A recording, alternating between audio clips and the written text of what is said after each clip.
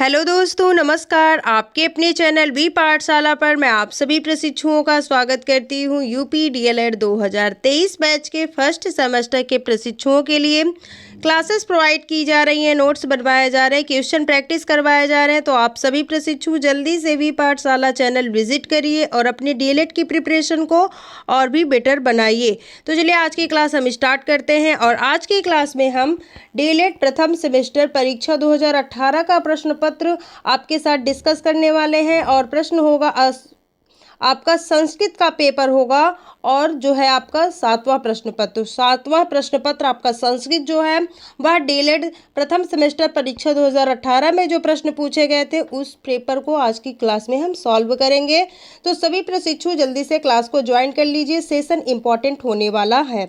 देख सकते हैं यहाँ पर आप कि आपको संस्कृत के पेपर में 1 घंटे का समय मिलता है। कितना समय? आपको 1 घंटा मिलेगा और पूर्णांक कितना रहेगा? 25, जिसमें से आपको 12 नंबर प्राप्त करने होंगे। ठीक है, कितना? 12 नंबर प्राप्त करने होंगे। तो चलिए देखते हैं, निर्देश कुछ दिए हैं। सभी प्रश्न करने अनिवार्य होते हैं आपके। और प्रश्न कितने प्रकार के होंगे? तो प्रश्न 3 प्रकार के होते हैं, बहुविकल्पीय, अति लघुत्तरी और लघुत्तरी। तथा बहुविकल्पीय प्रश्न जो है उनके सही विकल्प छांट करके उत्तर पुस्तिका में लिखने होते हैं। और अति लघुत्तरी प्रश्नों को लगभग 30 शब्दों में लिखा जाता है और लघुत्तरी प्रश्नों को 50 शब्दों में लिखा जाता है। अब चलिए देखते हैं। तो सबसे पहले हम देखेंगे बहुविकल्पी प्रश्नों को। तो देखते हैं, यहाँ पर आप पहला प्रश्न देखेंगे। बहुविकल्पी प्रश्न में प्रश्न है कि वृषभ शब्द का अर्थ है। वृषभ शब्द का अर्थ है, आपको मैं वृषभ बता दूं, आप अगर राशि देखते होंगे न्यूज़पेपर में, आप अपनी राशि देखते होंगे तो किसी का वृश्चिक होगा। वृश्चिक का अर्थ होता है बिच्छू, है ना। बिच्छू जो होते हैं उन्हें संस्कृत में वृश्चिक कहते हैं। और आप देखेंगे तो वृश्चिक राशि होती है, तुला राशि, वहाँ पर तराजू रहेगी, तो ये भी संस्कृत में ही है। वैसे आपका एक दिया रहेगा वृषभ राशि। वृषभ राशि जो होती है वहाँ पर आप सामने देखेंगे तो बैल बना होता है। ठीक है, तो आप वहाँ से अगर आप देखते हैं तो आपको ये प्रश्न याद होने वाला है, क्योंकि वृषभ शब्द का अर्थ होता है बैल। क्या होता है? बैल। तो चलिए ऑप्शंस देखते हैं। ऑप्शंस हैं, ऑप्शन नंबर ए है भैंस, ऑप्शन बी है ऊंट, ऑप्शन सी है बैल और ऑप्शन डी है कुत्ता। तो आपका राइट आंसर होगा ऑप्शन नंबर सी, बैल। ठीक है, और कुत्ता को क्या कहते हैं? कुक्कुरा। क्या कहते हैं? कुक्कुरा। ठीक है, तो कुक्कुरा ये भी आपके लिए इंपॉर्टेंट ये का है। और ऊंट को क्या कहते हैं? क्रमेलका। क्या कहते हैं? क्रमेलका। क्रमेलका का अर्थ होता है ऊंट। भैंस को क्या बोलते हैं? महिषी। क्या बोलते हैं? महिषी। महिषी। ठीक है, महिषी बोलते हैं भैंस को। ऊंट को बोलते हैं क्रमेलका, बैल को बोलते हैं वृषभा और कुत्ता को बोलते हैं कुक्कुरा। आप याद रखिएगा, हो सकता है कोई और आपसे एग्जाम में पूछ ले। चलिए आगे देखते हैं। क्वेश्चन नंबर 2 है आपका कि गुण, दोष, दशा या अवस्था बताने वाले शब्दों की संज्ञा होती है। तो देखिए, आपको मैंने संज्ञा पढ़ाया है, सर्वनाम भी बताया था। तो उसमें हमने आपको बताया है ना कि गुण, दोष, दशा या अवस्था बताने वाले शब्दों की संज्ञा होती है। आपको हमने बताया था लड़कपन क्या होता है? लड़कपन, लड़कपन। ठीक है, लड़कपन। ईमानदारी, ईमानदारी, बचपना, ये सब क्या होते हैं? तो ये सभी भाववाचक संज्ञा होते हैं। ठीक है, गुण, दोष, दशा, अवस्था, जैसे बुढ़ापा तो ये अवस्था है, दशा ईमानदारी, दोष है ना, गुण उसकी कैसे, तो ये इन सभी को जो मिठाई हुआ, ठीक है, तो ये सभी जो है वह भाववाचक संज्ञा होते हैं। तो ऑप्शन है ए जातिवाचक संज्ञा, ऑप्शन बी है समूहवाचक संज्ञा, ऑप्शन सी है भाववाचक संज्ञा और फिर ऑप्शन डी है द्रव्यवाचक संज्ञा। तो आपका राइट आंसर होगा ऑप्शन नंबर सी। बहुत ही इजी प्रश्न था, आपको 1 नंबर यहाँ से मिल जाएगा। चलिए आगे देखते हैं। तो अगला प्रश्न है प्रश्न नंबर 3। प्रश्न नंबर 3 में है कि षष्ठी विभक्ति का चिन्ह है। षष्ठी विभक्ति का चिन्ह है, तो मैंने आपको कारक चिन्हों में बताया है, प्रथमा विभक्ति, द्वितीय। तो आपको याद भी कराया था हमने, कर्ता ने कर्म को करण से, संप्रदान के लिए अपादान से, है ना, अधिकरण में पर, ये सभी हमने आपको समझाया है। संबंध का के की रा रे री। तो चलिए देखते हैं, यहाँ पर षष्ठी विभक्ति पूछा है। तो पहला तो होता है कर्ता, कर्ता ने कर्म को करण से संप्रदान के लिए, संप्रदान के लिए अपादान, संप्रदान के लिए, एक हुआ, दो, तीन, चार, कर्ता कर्म करण संप्रदान, अपादान, अपादान, अधिकरण, अधिकरण, कर्ता ने कर्म को करण से संप्रदान के लिए अपादान, संबंध, संबंध होगा आपका छठा, ठीक है, संबंध होगा आपका छठा। तो संबंध जो है आपका छठा का के की, इसका जो चिन्ह है का के की रा रे री, ठीक है। तो यहाँ पर से द्वारा नहीं होगा, के लिए नहीं होगा, में पर नहीं होगा, आपका राइट आंसर होगा ऑप्शन नंबर डी। चलिए आगे देखते हैं। तो अगला प्रश्न है प्रश्न नंबर 4।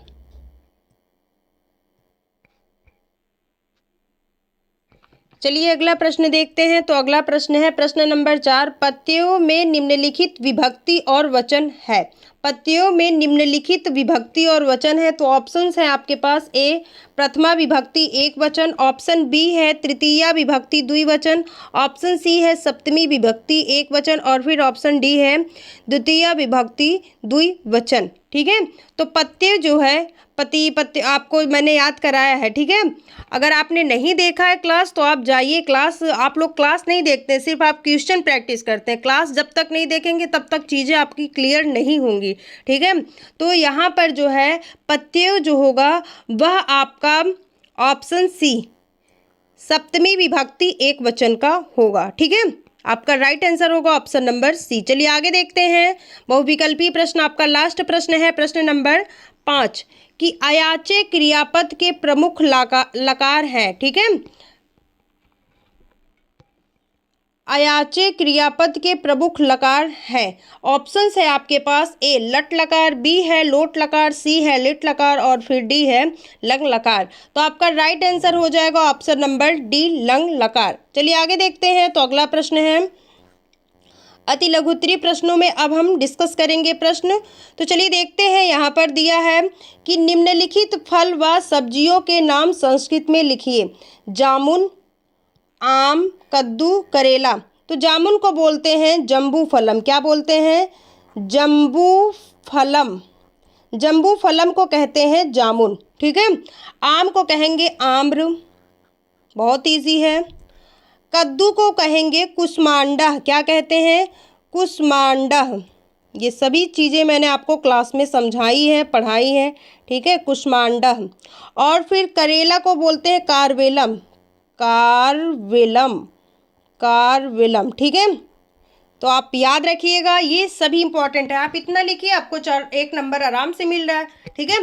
तो क्या लिखेंगे? जामुन को बोलेंगे जम्बू फलम, आम को बोलेंगे आम्र, कद्दू को बोलेंगे कुष्मांडा, और फिर करेला को बोलेंगे कारवेलम। क्या बोलेंगे?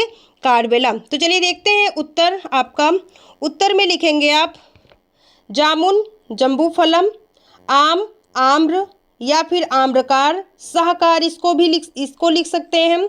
कद्दू को लिखेंगे कुष्मांडा, करेला को कहेंगे कारवेलम, ठीक है। चलिए आगे देखते हैं। तो अगला प्रश्न, प्रश्न नंबर है 7। प्रश्न नंबर 7 में है कि विदुषा शब्द किस विभक्ति और वचन में है। इंपॉर्टेंट है ये प्रश्न आपके लिए। विदुषा से आपके एग्जाम में प्रश्न बनते हैं।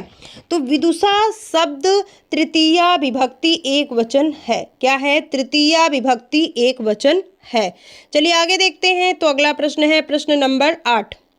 युष्मद शब्द का द्वितीय विभक्ति बहुवचन का रूप है। देखिए कल की क्लास में भी आपका युष्मद, अस्मद, इन सब से प्रश्न पूछ रहे हैं। तो आप क्या करिएगा कि युष्मद का याद कर लीजिएगा, अस्मद का याद कर लीजिएगा, ठीक है।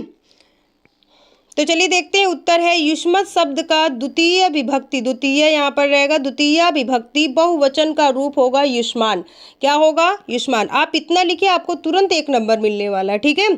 चलिए आगे देखते हैं। तो अगला प्रश्न, अगला प्रश्न देखते हैं प्रश्न नंबर 9। प्रश्न नंबर 9 में है कि वृक्ष शब्द का पंचमी विभक्ति एक वचन का रूप लिखिए। वृक्ष शब्द का तो बहुत इजी है, वृक्षात। क्या है? वृक्षात। ठीक है, तो वृक्ष शब्द का पंचमी विभक्ति एक वचन होगा, वृक्षात होगा। क्या होगा? वृक्षात होगा। बहुत ही इजी प्रश्न है और आपको 1 नंबर मिल रहे। देख सकते हैं आपको शब्द रूप से कितने क्वेश्चन पूछे जा रहे हैं। 2 से 3, 3 से 4 नंबर का आपसे पूछा जाता है। ठीक है, हित मनोहारी चा दुर्लभम वचः शब्द, इसकी सूक्ति का हिंदी में अर्थ लिखिए। और ये सूक्ति मैंने आपको क्लास में कराया है, हित मनोहारी चा दुर्लभम वचः। इस सूक्ति का आशय होगा कि जो हितकारी हो, ठीक है, ऐसे वचन जो हमारे लिए हितकारी हो और प्रिय भी लगे हमें, ठीक है, वह वाणी जो हमारे लिए हितकारी हो और मनोहर हो, ऐसी वाणी बहुत ही दुर्लभ से मिलती है। क्योंकि आजकल की दुनिया में सभी चापलूस होते हैं, आपसे मीठा मीठा बात करेंगे लेकिन आपके पीठ पीछे वो क्या कहते हैं, खंजर लेकर चलते हैं, है ना। लेकिन कुछ विद्वान ऐसे होते हैं जो हमें सही राह देते हैं, तो वो हितकारी भी हो और प्रिय भी हो, तो ऐसी वाणी बहुत ही दुर्लभ सी मिलती है और बहुत ही इम्पॉर्टेंट आपका ये सूक्ति है। आपसे एग्जाम में कई बार पूछा गया है, आपके फर्स्ट सेमेस्टर और थर्ड सेमेस्टर दोनों में ये प्रश्न पूछा जाता है। चलिए आगे देखते हैं। तो अगला प्रश्न है प्रश्न नंबर 11 की सेवका स्वकार्यम आकरोत, सेवका स्वकार्यम आकरोत का संस्कृत वाक्य का हिंदी में अनुवाद कीजिए। उत्तर है, इसका अर्थ बहुत ही सिंपल है कि सेवक ने अपना कार्य किया। सेवका स्वकार्यम, स्व का अर्थ होगा अपना, कार्य अकरोत मतलब किया। ठीक है, तो सेवक ने अपना कार्य किया, इसका अर्थ होगा। चलिए आगे देखते हैं। तो अगला प्रश्न है प्रश्न नंबर 12। अब आपका लघु उत्तरीय प्रश्न आ गया। तो अब लघु उत्तरीय 12 से 18 प्रश्न रहेंगे आपके और सभी प्रश्न 2 नंबर के रहेंगे। ठीक है, जो आपके लघु उत्तरीय प्रश्न होते हैं वो आपसे 2 नंबर के पूछे जाते हैं। तो यहाँ पर प्रश्न में है कि क्री धातु का लट लकार में रूप लिखिए। क्री धातु का लट लकार में रूप लिखिए। तो चलिए देखते हैं। उत्तर में यहाँ पर है एक वचन, द्विवचन, बहुवचन, प्रथम पुरुष, मध्यम पुरुष, उत्तम पुरुष। तो क्री धातु का होगा, बहुत ही ईजी है। जैसे आप पठति का याद किए थे, पठ का, लिख का, वैसे इसका भी होगा, है ना।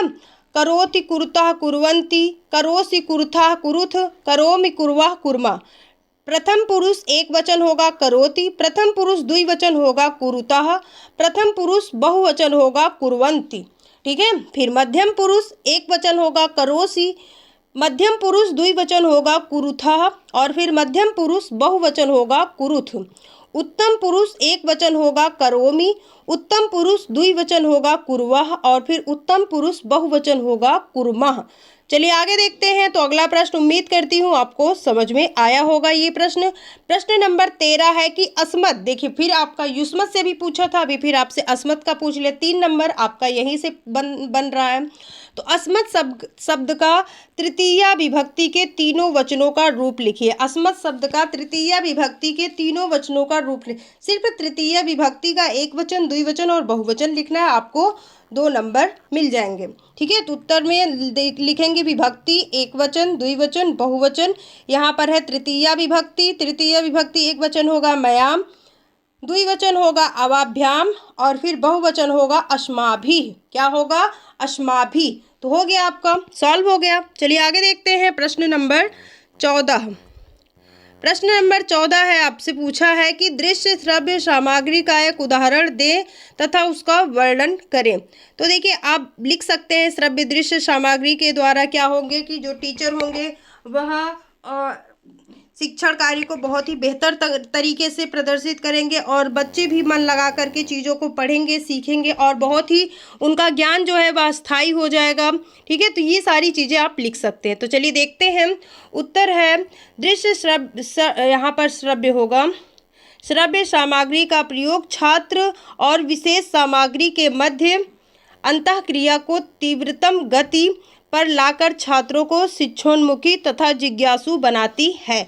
तो शिक्षण अधिगम सामग्री के द्वारा जो बच्चे होते हैं वह तीव्रतम गति से सीखते हैं और शिक्षोन्मुखी होकर वह जिज्ञासु बनते हैं। चीज़ों को उन्हें उनमें जानने की उत्सुकता बढ़ती है, क्योंकि उन्हें टीचिंग जो उन्हें पढ़ाई क्या लगती है, इंटरेस्टिंग लगने लगती है श्रव्य दृश्य सामग्री के द्वारा। एक अच्छे शिक्षक के लिए विषय पर आधिपत्य अध्यापन का बहुत उपयोगी माध्यम है श्रव्य दृश्य साधन। शिक्षण में प्रयुक्त होने वाली श्रव्य दृश्य सामग्री का उदाहरण है श्रव्य। देखिए, श्रव्य होंगे आपके रेडियो। श्रव्य का अर्थ होगा जिससे हम सिर्फ सुन सकते हैं, तो रेडियो में हमें दिखाई नहीं देता, सिर्फ हमें सुनाई देता है। टेप रिकॉर्डर में भी हमें सिर्फ सुनाई देता है, ठीक है। अध्यापन यंत्र जो होता है उसमें भी हमें सिर्फ सुनाई देता है। तो ये थे श्रव्य सामग्री। चलिए आगे देखते हैं दृश्य सामग्री। तो दृश्य सामग्री में होगा प्रोजेक्टर। प्रोजेक्टर में हमें सिर्फ दिखाई देता है। एपिडायस्कोप जो है उसमें भी सिर्फ हमें दिखाई देता है। फिल्म स्ट्रिप्स जो होते हैं उसमें भी सिर्फ हमें दिखाई देते हैं, सुनाई नहीं देते, ठीक है। तो इसीलिए इसे दृश्य कहते हैं। अब जो श्रव्य दृश्य है इसमें दिखाई और सुनाई दोनों एक साथ देता है। जैसे आप अपने मोबाइल फ़ोन पर कोई चीज़ देखते हैं तो उसमें जो भी चीज़ें चलती रहती है उसमें आवाज़ भी आती रहती है ना। कंप्यूटर पर आप कुछ भी देख रहे हैं, टेलीविज़न पर कुछ देख रहे हैं, तो चीज़ें आपको श्रव्य दृश्य दोनों साथ में होती हैं, ठीक है। तो जैसे चलचित्र, दूरदर्शन और वीडियो टेप रिकॉर्डर व कैसेट, तो इन सभी के माध्यम से श्रव्य दृश्य सामग्री के माध्यम से जो है बच्चों का अध्ययन और बहुत ही रुचिकर हो जाता है। चलिए आगे देखते हैं। तो अगला प्रश्न है प्रश्न नंबर 15। प्रश्न नंबर 15 है कि निम्नलिखित श्लोक का हिंदी में अर्थ लिखिए। अब श्लोक कौन सा है तो चलिए देखते हैं। को अर्था पुत्रेण जातेन यो ना विद्वान ना धार्मिका काणेन चक्षुषा किम वा चक्षु पीडैव केवलम, ठीक है। तो ये श्लोक मैंने आपको क्लास में समझाया है और आपको अर्थ भी बताया है, ठीक है। तो देखिए आपके प्रश्न में भी पूछा गया है। तो चलिए देखते हैं। इसका अर्थ है कि को अर्थ, क्या अर्थ है ऐसे पुत्र के जन्म लेने से, ठीक है। मतलब ऐसे पुत्र के जन्मने से क्या लाभ है जो ना तो विद्वान हो और ना ही धार्मिक। क्या कह रहे हैं कि ऐसे पुत्र का क्या लाभ हो, ऐसे पुत्र के पैदा होने से क्या लाभ जो ना तो विद्वान है और ना ही धार्मिक। जिस प्रकार काणेन चक्षुषा किम वा चाक्षु, आँख का क्या उपयोग, जिस प्रकार आँख का क्या उपयोग, आँख तो है लेकिन उससे दिखाई नहीं दे रहा है, तो उस आँख का क्या उपयोग, कोई यूज नहीं है ना। उसी प्रकार से जब कोई पुत्र जन्म ले रहा है, अगर वह धार्मिक नहीं है ना तो विद्वान है, तो उसके जन्म लेने से कोई अर्थ नहीं है। को अर्था, कोई अर्थ नहीं है ऐसे पुत्र के जन्म लेने से जो ना तो विद्वान हो ना ही धार्मिक। जिस प्रकार काणेन चक्षुषा किम वा चाक्षु, ठीक है। जिस प्रकार एक व्यक्ति की आंखें तो दोनों हैं लेकिन वह काना है, आंख से उसे दिखाई ही नहीं देता, तो इस आंख का क्या यूज होगा, कोई प्रयोग नहीं है ना, कोई प्रयोजन नहीं है ऐसे आंख का। तो यही दिया है कि पुत्र अगर पैदा हो तो वह विद्वान हो और धार्मिक हो, नहीं तो पुत्र जनने ही ना, है ना। तो जो विद्वान और धार्मिक नहीं, ऐसे पुत्र जनने से क्या लाभ, कोई लाभ नहीं है।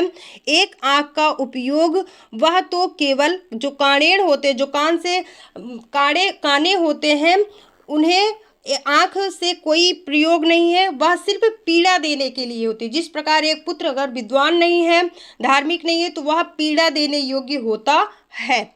चलिए आगे देखते हैं। तो अगला प्रश्न है प्रश्न नंबर 16। प्रश्न नंबर 16 में है कि निम्नलिखित संस्कृत शब्दों को हिंदी में लिखिए। गोधुमा, तक्रम, द्राक्षा, कदलीफलम, द्विदलम, बदरीफलम, लोचनम, पंकः, ठीक है। तो गोधुमा को कहते हैं गेहूं, तक्रम को कहते हैं छाछ, छाछ का अर्थ होता है मट्ठा, ठीक है। द्राक्षा का अर्थ होगा अंगूर, कदलीफलम का अर्थ होगा केला, द्विदलम, द्विदल मतलब दो दाल। तो देखिए दाल जो है वो दो भाग में बंटते हैं ना द्विदल में, तो द्विदलम का अर्थ होगा दाल।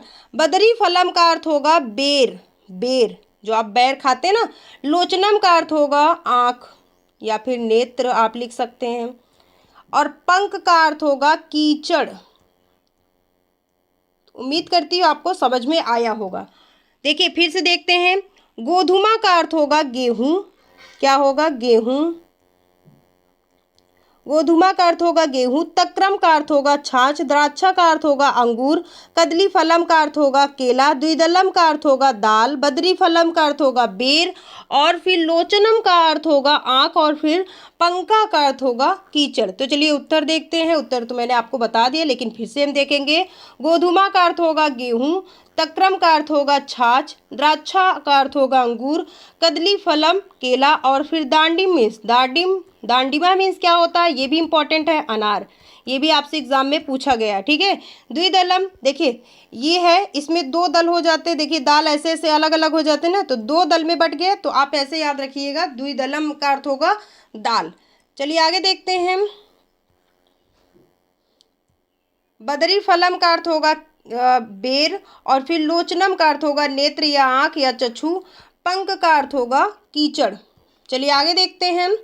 तो अगला प्रश्न है प्रश्न नंबर 17 की 15 से 20 तक के संख्यावाचक शब्दों को संस्कृत में लिखिए। उत्तर है, देखिए 15 से 20 ही पूछा है, लेकिन मैंने आपको 11 से 20 तक करा दिया है, ताकि अगर आपसे 11 12 का पूछे तो आप कर ले जाएं, ठीक है। तो 11 का होगा एकादश, 12 का होगा द्वादश, 13 का होगा त्रयोदश, और 14 का होगा चतुर्दश, ठीक है। 14 का होगा चतुर्दश, 15 का होगा पंचदश, 16 का होगा षोडश, 17 का होगा सप्तदश, और फिर 18 का आप याद रखिएगा, 18 का होता है, देखिए अष्टादश। क्या होता है, अष्टदश मत बोलिएगा, अष्टादश, ठीक है। चलिए आगे देखते हैं।